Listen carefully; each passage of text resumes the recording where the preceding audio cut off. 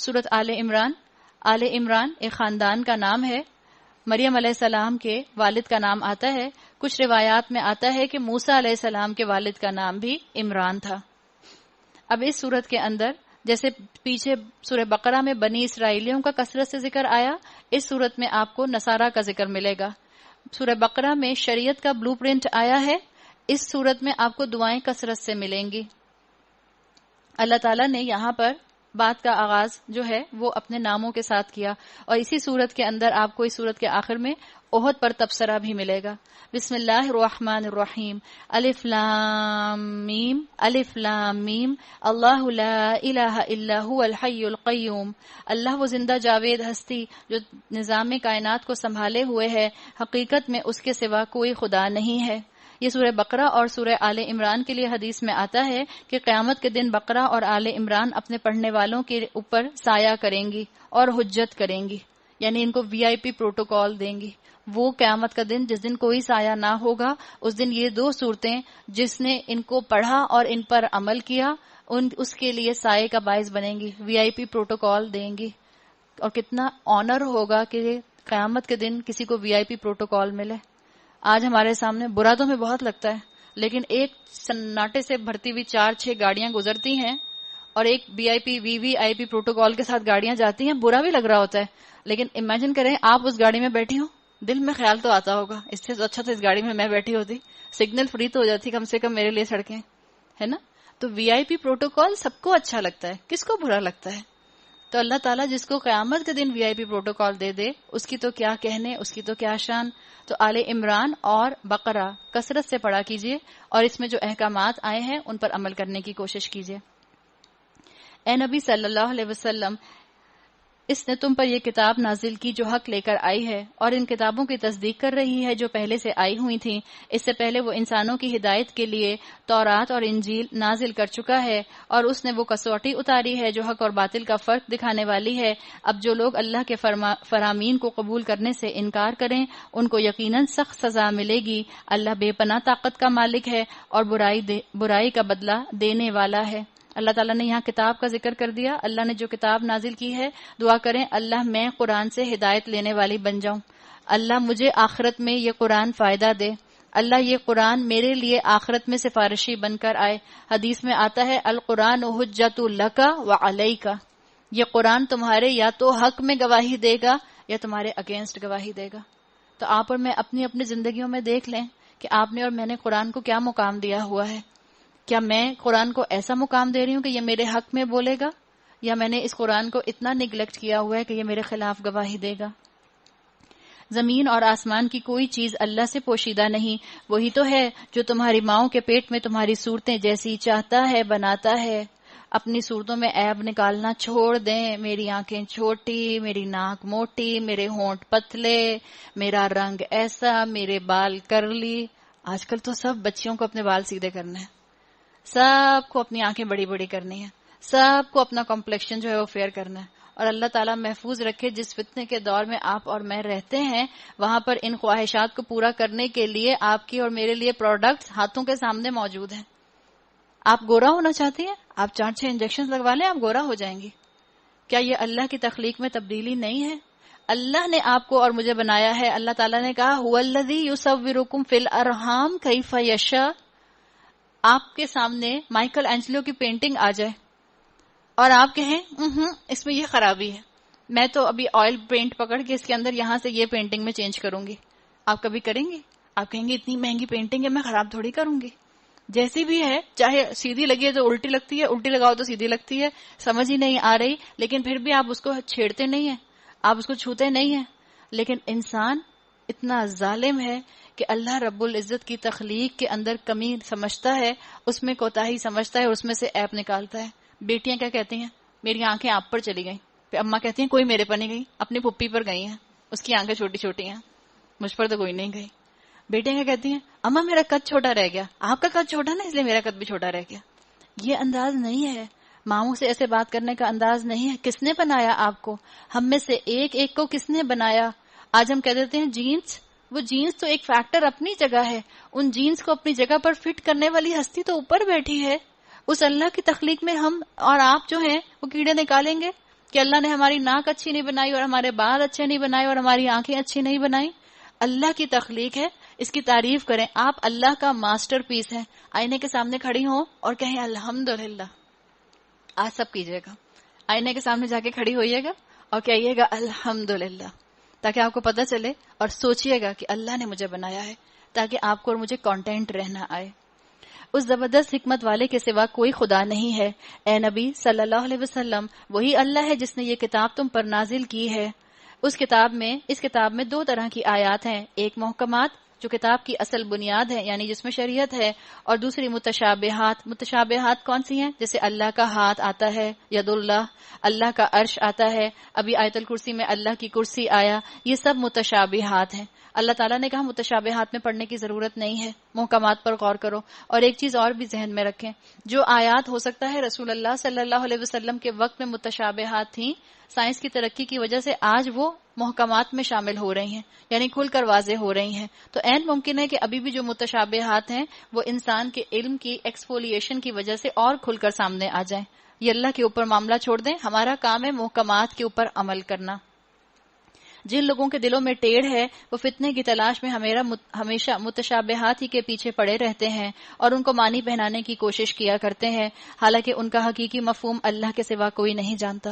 جب آپ پڑھیں ید اللہ، اللہ کا ہاتھ، تو آپ کے ذہن میں کوئی تشبیہ نہیں آنی چاہیے، کوئی تشبیہ نہیں. اللہ کا ہاتھ نہ میرے ہاتھ سے متشابہ ہے، نہ کسی مخلوق کے ہاتھ سے متشابہ ہے. اللہ کی کرسی ہماری دنیا کی کرسیوں کی طرح کی نہیں ہے.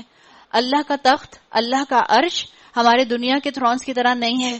کوئی تشبیہ آپ کی اور میرے دماغ میں نہیں آنی چاہیے، یہ بھی آپ کی اور میرے عقیدے کا حصہ ہے. تو متشابہات کے پیچھے نہ پڑیں.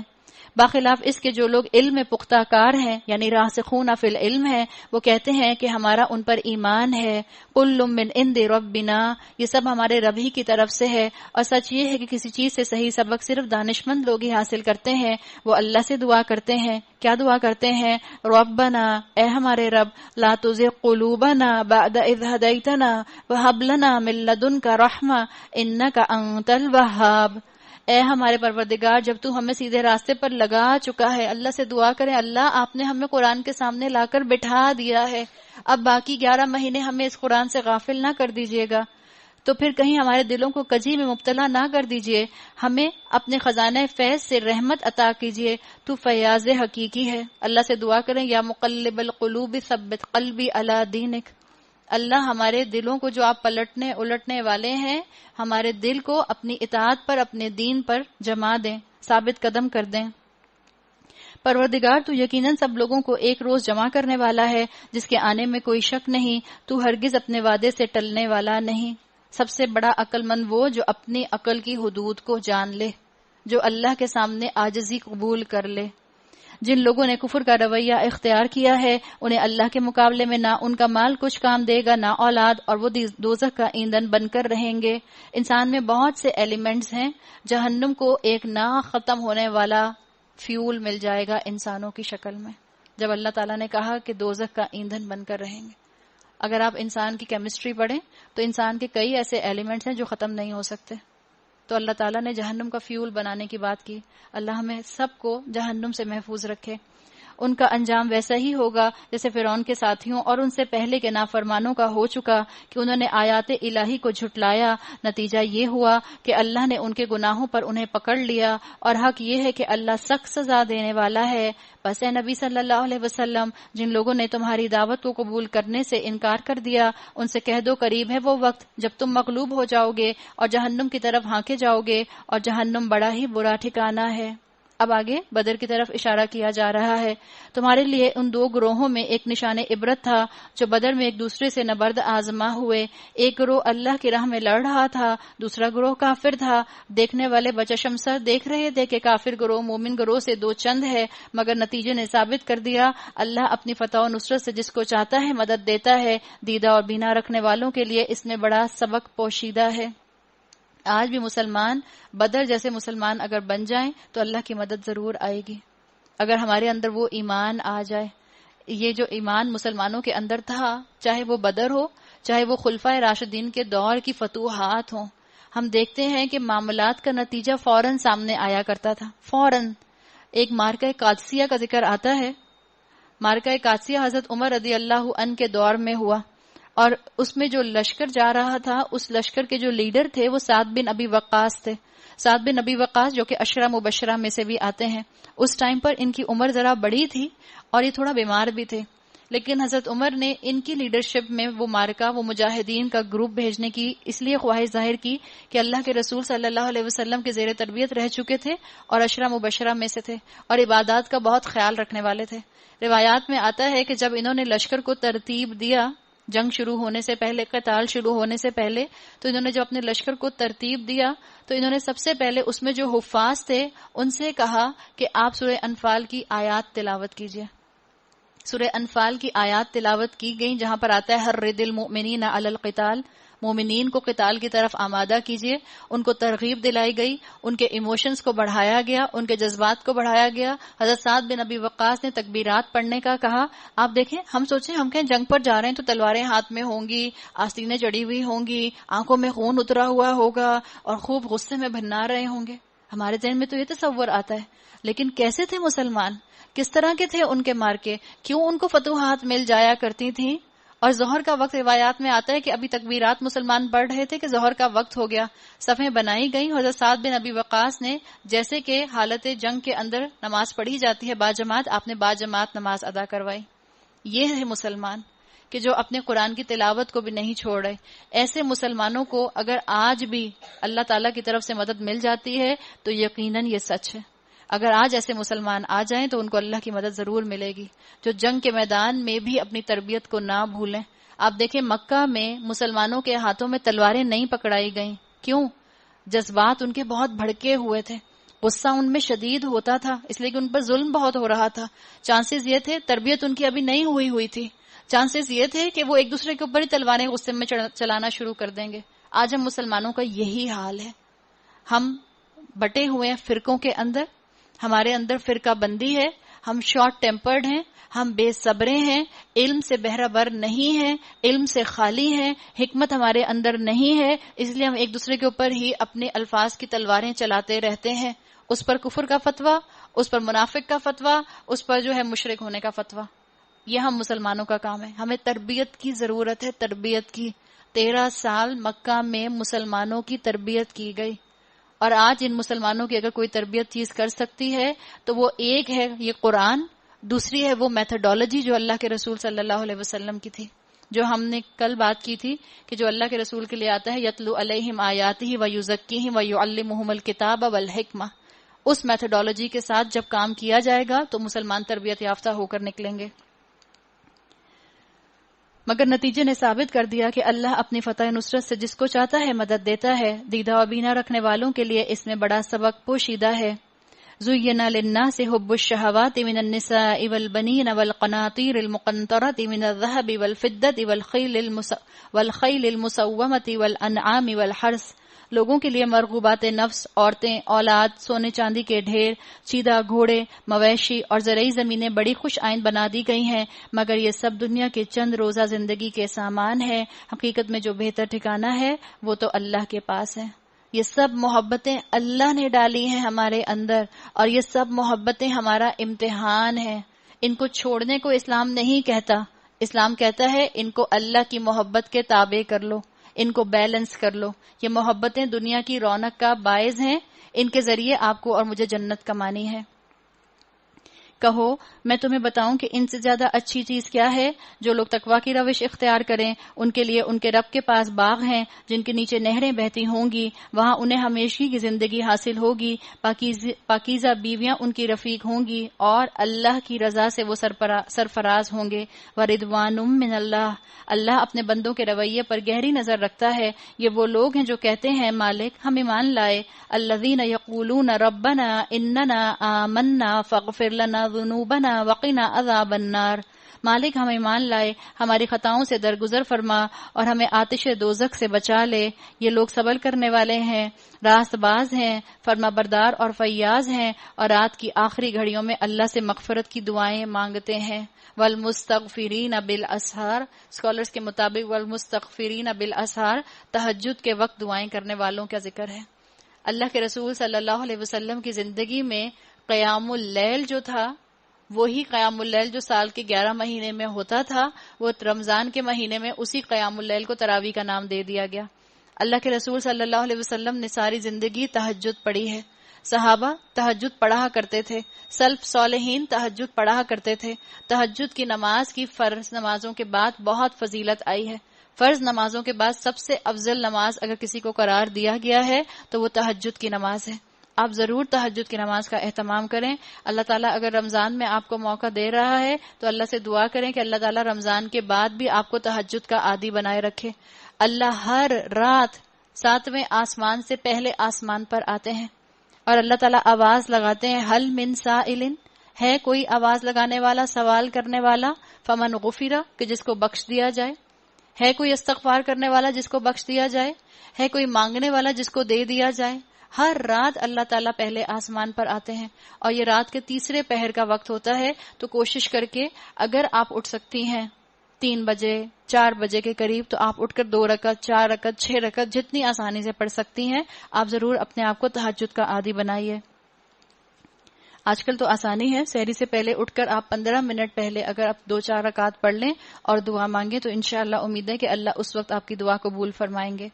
اللہ نے خود اس بات کی شہادت دی ہے کہ اس کے سوا کوئی خدا نہیں ہے، اور یہی شہادت فرشتوں اور سب اہل علم نے بھی دی ہے۔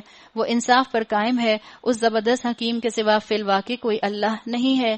ان الدین عند اللہ الاسلام، اللہ کے نزدیک دین صرف اسلام ہے۔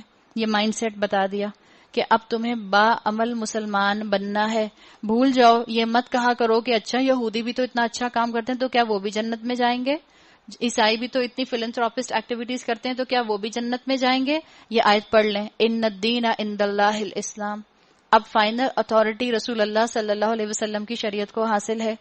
اس دین سے ہٹ کر جو مختلف طریقے ان لوگوں نے اختیار کیے جنہیں کتاب دی گئی تھی، ان کے اس طرز عمل کی کوئی وجہ اس کے سوا نہ تھی کہ انہوں نے علم آ جانے کے بعد آپس میں ایک دوسرے پر زیادتی کرنے کے لیے ایسا کیا، اور جو کوئی اللہ کے احکام اور ہدایات کی اطاعت سے انکار کر دے اللہ کو اس سے حساب لیتے کچھ دیر نہیں لگتی۔ اب اگر اے نبی صلی اللہ علیہ وسلم یہ لوگ تم سے جھگڑا کریں تو ان سے کہو میں نے اور میرے پیرووں نے اللہ کے آگے سر تسلیم خم کر دیا ہے، پھر اہل کتاب اور غیر اہل کتاب دونوں سے پوچھو کیا تم نے بھی اس کی اطاعت اور بندگی قبول کی؟ اگر کی تو وہ راہ راست پا گئے، اور اگر اس سے منہ موڑا تو تم پر صرف پیغام پہنچا دینے کی ذمہ داری تھی۔ آگے اللہ خود اپنے بندوں کے معاملات دیکھنے والا ہے۔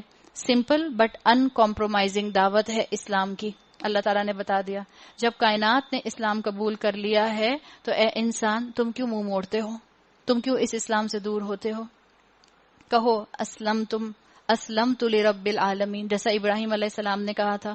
جو لوگ اللہ کے احکام اور ہدایات کو ماننے سے انکار کرتے ہیں اور اس کے پیغمبروں کو ناحق قتل کرتے ہیں، ایسے لوگوں کی جان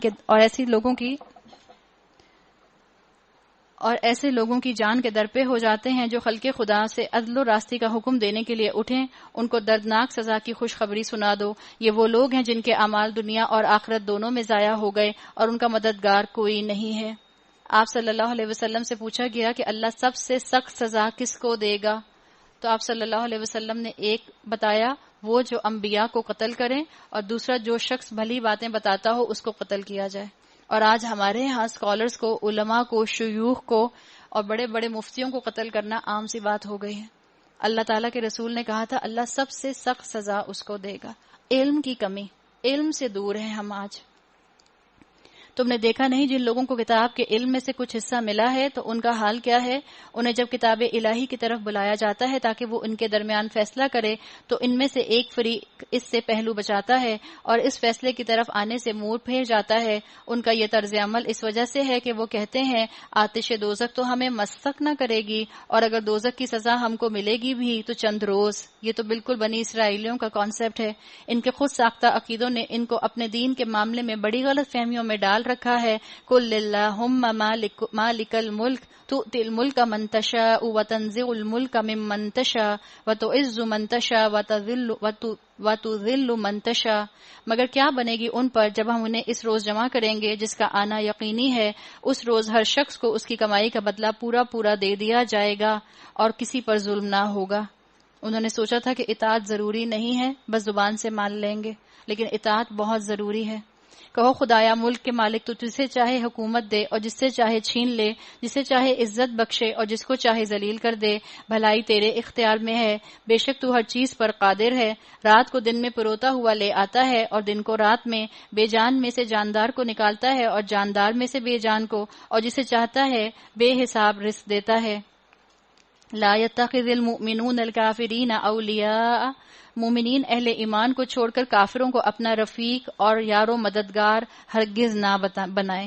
اللہ تعالیٰ نے بتا دیا کہ تمہیں اپنی لائلٹیز کفار کے ساتھ نہیں رکھنی، تمہیں اپنی وفاداریاں مسلمانوں کے ساتھ رکھنی ہیں۔ کفار کے ساتھ جہاں تک معاملات رکھنے کی بات ہے تو اسکالرز 4 طرح کی کیٹیگریز بتاتے ہیں کہ کفار کے ساتھ 4 طرح کا معاملہ کیا جا سکتا ہے۔ ایک ہے موالات، یعنی ان سے دلی محبت رکھنا، ان پر توکل کرنا، اس کی اجازت نہیں ہے، موالات میم سے۔ پھر ایک آتا ہے مواسات، ہمدردی کی اجازت ہے۔ مثال کے طور پر آپ ڈاکٹر ہیں، آپ کے پاس کوئی نان مسلم پیشنٹ آ جاتا ہے، کوئی عیسائی، کوئی جیو آ جاتا ہے، تب آپ اس کے ساتھ مواسات کا معاملہ کریں گی۔ ڈاکٹر ہونے کی جو ذمہ داری ہے آپ اس کو ہمدردی کے ساتھ اس کو ٹریٹ کریں گی۔ تیسرا معاملہ آتا ہے مدارات، یعنی اگر کبھی آپ کے گھر کوئی نان مسلم مہمان بن کر آ جائے تو اس کے ساتھ مدارات کا معاملہ ہو سکتا ہے۔ اور چوتھا معاملہ ہے معاملات کا، یعنی نان مسلمز کے پاس جا کے نوکری کی جا سکتی ہے۔ اس لیے اسکالرز کہتے ہیں کہ ملٹی نیشنلز کے اندر یا باہر کے ملکوں میں جا کر نوکری کی جا سکتی ہے۔ معاملات کا جو معاملہ ہے وہ ہو سکتا ہے۔ یہ معاملات جو ہیں کفار کے ساتھ رکھے جائیں گے۔ جو ایسا کرے گا اس کا اللہ سے کوئی تعلق نہیں۔ ہاں یہ معاف ہے کہ تم ان کے ظلم سے بچنے کے لیے بظاہر ایسا طرز عمل اختیار کر جاؤ، مگر اللہ تمہیں اپنے آپ سے ڈراتا ہے اور تمہیں اسی کی طرف پلٹ کر جانا ہے۔ یاد رکھیں جو اللہ سے نہیں ڈرتا وہ سب سے ڈرتا ہے، اور جو اللہ سے ڈرتا ہے وہ کسی سے نہیں ڈرتا۔ ہم کس سے ڈرنے والے بنے؟ اللہ سے ڈرنے والے بنے۔ اے نبی صلی اللہ علیہ وسلم لوگوں کو خبردار کر دو کہ تمہارے دلوں میں جو کچھ ہے اسے خواہ تم چھپاؤ یا ظاہر کرو، اللہ بہرحال اسے جانتا ہے۔ زمین اور آسمان کی کوئی چیز اس کے علم سے باہر نہیں ہے اور اس کا اقتدار ہر چیز پر حاوی ہے۔ وہ دن آنے والا ہے، کون سا دن آنے والا ہے؟ قیامت کا، جب ہر نفس اپنے کیے کا پھل حاضر پائے گا، خواہ اس نے بھلائی کی ہو یا برائی۔ اس روز آدمی یہ تمنا کرے گا کہ کاش ابھی یہ دن اس سے بہت دور ہوتا۔ وَيُحَذِّرُكُمُ اللَّهُ نَفْسَهُ، اللہ تمہیں اپنے آپ سے ڈراتا ہے اور اپنے بندوں کا نہایت خیر خواہ ہے۔ کہیں ہم اللہ کی رحمت کی وجہ سے اللہ سے بے خوف نہ ہو جائیں، کہیں ہم اللہ کو الرحمن الرحیم جان کر یہ بھول جائیں کہ وہ مالک یوم الدین بھی ہے۔ اللہ نے اپنا تعارف جو سورہ فاتحہ میں کرایا اس کو یاد رکھیں۔ اللہ نے جتنی اپنی رحمت کا ذکر کیا اتنا ہی اپنے عدل کا بھی ذکر کیا۔ اے نبی صلی اللہ علیہ وسلم لوگوں سے کہہ دیجئے قل ان کنتم تحبون اللہ، کہہ دو اگر حقیقت میں تم اللہ سے محبت کرتے ہو، فاتبعونی، تو مجھ سے محبت کرو، یعنی رسول اللہ صلی اللہ علیہ وسلم سے محبت کرو۔ یحببکم اللہ، اللہ نتیجے میں تم سے محبت کرے گا، ویغفر لکم ذنوبکم، اور اللہ تمہاری خطاؤں سے درگزر فرما دے گا۔ ایسے ٹیسٹ دے دیا گیا، مسلمان ہو، اطاعت کے دعویٰ کرتے ہو، اللہ کے رسول صلی اللہ علیہ وسلم کی اطاعت کرو گے تو تم خود بخود اللہ سے محبت کرنے لگ جاؤ گے۔ جو اللہ کے رسول کی اطاعت کرے گا وہ اصل میں ان ریٹرن اللہ کی اطاعت کرے گا، اور اللہ نتیجے میں 2 کام کرے گا، ایک اللہ تم سے محبت کرنے لگے گا، دوسرا اللہ تمہارے گناہوں کو درگزر فرما دے گا۔ ہم اللہ کے رسول صلی اللہ علیہ وسلم سے محبت کیے بغیر، ان کی اتباع کیے بغیر، یہاں تو اتباع کی بات آئی ہے، اطاعت کی بات نہیں آئی، 2 چیزیں الگ الگ ہیں۔ اطاعت ہے جس چیز کا حکم دیا جائے وہ کام کرنا، اتباع ہے جس چیز کا حکم نہ دیا جائے بغیر کہے اس کو فالو کرنا۔ آپ جانتے ہیں صحابہ میں ایسے افراد تھے کہ جن میں سے کسی نے اللہ کے رسول سے جب ملاقات کی تو ان کا اوپر کرتے کا بٹن کھلا ہوا تھا۔ وہ صحابی ساری زندگی ایسے ہی رہے، انہوں نے کبھی اپنے کرتے کا بٹن بند نہیں کیا، اللہ کے رسول نے تو نہیں کہا تھا۔ ایک صحابی نے ایک مرتبہ اللہ کے رسول صلی اللہ علیہ وسلم کو کھانا کھاتے ہوئے دیکھا، آپ سالن میں چمچ چلا رہے تھے اور آپ سالن میں سے لوکی تلاش کر رہے تھے، کدو تلاش کر رہے تھے۔ وہ صحابی جو تھے وہ جب بھی لوکی بنتی تھی تو چمچ ویسے ہی چلاتے تھے۔ ان کی بیوی ان سے پوچھتی تھی کہ آپ چمچ کیوں چلاتے ہیں؟ تو کہتے تھے میں سنت پوری کرتا ہوں۔ یہ ہوتا ہے محبت کا دعویٰ۔ حضرت عثمان رضی اللہ عنہ کے لیے آتا ہے سب سے اوتھینٹک وضو کا طریقہ جو نیریشنز میں ملتا ہے وہ حضرت عثمان رضی اللہ عنہ سے ملتا ہے۔ حضرت عثمان ایک دفعہ کچھ لوگوں کو، ایک وفد کو وضو کرنا سکھا رہے تھے۔ وضو کرتے کرتے ایک جگہ پر مسکرائے صحابہ جو باقی ساتھ میں کھڑے تھے وہ انہوں نے دیکھا اور ان لوگوں نے دیکھا جو سیکھ رہے تھے، اور پوچھا کہ آپ کیوں مسکرا رہے ہیں؟ پوچھا اللہ کے رسول صلی اللہ علیہ وسلم کو جب میں وضو کرتے ہوئے دیکھا تھا اور ان سے میں نے یہ طریقہ سیکھا تھا، وہ بھی اس مقام پر مسکرائے تھے، اس لیے میں بھی مسکرایا۔ یہ ہوتی ہے اتباع۔ اللہ تعالیٰ اگر اپنے رسول کی اتباع پر آپ کے اور میرے گناہ معاف کر دے گا تو ہم کیوں نہ رسول کی اتباع کریں۔ اور آپ دیکھیں کہ اگلی ہی آیت میں اللہ تعالیٰ نے اطاعت کا ذکر بھی کر دیا ہے۔ پہلے کہا یحببکم اللہ، اللہ تم سے محبت کرے گا، ویغفر لکم ذنوبکم، اللہ تمہارے گناہ معاف کر دے گا، واللہ غفور الرحیم، اور وہ تو ہے ہی غفور اور رحم کرنے والا۔ قل اطیعوا اللہ والرسول، ان سے کہو اللہ اور رسول کی اطاعت قبول کرو۔ پھر اگر وہ تمہاری یہ دعوت قبول نہ کریں تو یقیناً یہ ممکن نہیں ہے کہ اللہ ایسے لوگوں سے محبت کرے جو اس کی اور اس کے رسول کی اطاعت سے انکار کرتے ہوں۔ یہ کلمہ گو مسلمان ہیں۔ کفر دو طرح کا ہوتا ہے، ایک ہوتا ہے قانونی کافر، ایک ہوتا ہے حقیقی کافر۔ قانونی کافر وہ ہے جس کے ریلیجن کے خانے میں کوئی اور مذہب ہے اسلام کے علاوہ۔ حقیقی کافر وہ ہے جو زبان سے کلمہ پڑھتا ہے لیکن دل کفر کا مرتکب ہے، دل میں انکار ہے، دل میں نعمتوں کی ناشکری ہے، دل میں رسول اللہ صلی اللہ علیہ وسلم کی سنتوں کا انکار ہے، اس کی بات ہے۔ اللہ نے آدم اور نوح اور آل ابراہیم اور آل عمران کو تمام دنیا والوں پر ترجیح دے کر اپنی رسالت کے لیے منتخب کیا تھا۔ یہ ایک سلسلے کے لوگ تھے جو ایک دوسرے کی نسل سے پیدا ہوئے تھے۔ اللہ سب کچھ سنتا اور جانتا ہے۔ ایک سلسلے کے لوگ تھے یعنی سب کا مقصد ایک ہی تھا۔ وہ اس وقت سن رہا تھا جب عمران کی عورت کہہ رہی تھی کہ میرے پروردگار، میرے اس بچے کو جو میرے پیٹ میں ہے میں تیری نظر کرتی ہوں اور تیرے ہی کام کے لیے اسے وقف کرتی ہوں، میری اس پیشکش کو قبول فرما، تو سننے اور جاننے والا ہے۔ پھر جب وہ بچی اس کے ہاں پیدا ہوئی تو اس نے کہا مالک میرے ہاں تو لڑکی پیدا ہو گئی ہے، حالانکہ جو کچھ اس نے جنا تھا اللہ کو اس کی خبر تھی، اور لڑکا لڑکی کی طرح نہیں ہو سکتا۔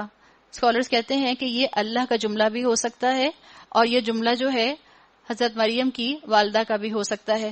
عیسیٰ علیہ السلام کی نانی کا ذکر یہاں پر آ رہا ہے۔ یہ جو آیات آ رہی ہیں، عیسیٰ علیہ السلام کی نانی نے منت مانگی تھی کہ جو میرے گھر اولاد ہوگی اس کو میں ہیکل میں بھیج دوں گی اور اللہ آپ کی نظر کر دوں گی۔ عیسیٰ علیہ السلام کی نانی کا نام روایات میں حنا آتا ہے۔ مریم علیہ السلام کے والد کا انتقال ہو گیا تھا جس وقت ان کی والدہ جو تھیں وہ حمل سے تھیں۔ اس وقت انہوں نے یہ دعا مانگی تھی کہ میرے گھر جو اولاد ہوگی میں اسے آپ کے لیے وقف کر دوں گی۔ ان کو امید تھی کہ ان کے گھر لڑکا ہوگا، لیکن جب لڑکی ہو گئی تو انہوں نے کہا کہ میں نے اس کا نام مریم رکھ دیا ہے اور میں اسے اور اس کی آئندہ نسل کو شیطان مردود کے فتنے سے تیری پناہ میں دیتی ہوں۔ یعنی اللہ تعالیٰ نے ان کا نام رکھوایا کیا؟ مریم۔